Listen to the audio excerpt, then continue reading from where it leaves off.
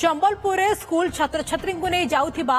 Auto दुर्घटनाग्रस्त ये आउ एक बड़ खबर सामने को आसुछि फल तीन जन आहत होइथिबार खबर भी सामने को आसुछि आहत को सदर हॉस्पिटल को लिया जाइछि 55 नंबर जातीय राजपथ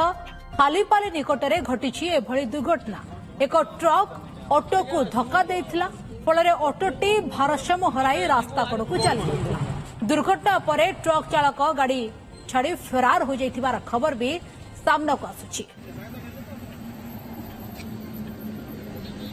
संबलपुर ब्यूरो हेड संजय जेना आम सहित जोड़ी होती। संजय ये किभली भाव में दुर्घटना घटिला एवं आहत मानकर अवस्था केमती रही कौन अपडेट देवाक चाहिए? देखु आम कही एक बड़ धरण दुर्घटना बा अघटन अल्प के बर्ती अटकी जाइए। आज अटोटी संबलपुर अभिमुख आसला बेले 55 नंबर जातीय राजपथ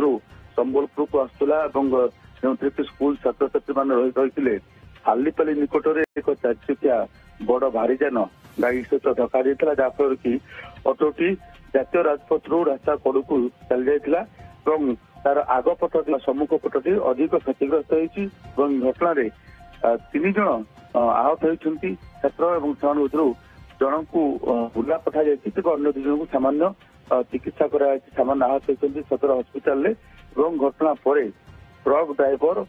गाड़ी को छाड़ी फेरार हो जाती घटनास्थल में सदर थाना पुलिस पहुंची लोक मान बुझासुझा कर जो भली गाड़ी दुर्घटनाग्रस्त होती 3 चकिया ऑटोटी हूँ एक बड़ धरण अघटन अल्पके रही जाइए आम कहीपर एड़ा जापारी तो जेहेतु छात्र छात्री मैंने आसुले जातीय राजपथ उपर गाड़ी दुर्घटनाग्रस्त होती पछर अन्य गाड़ी गुड़िक आसूला द्रुत गति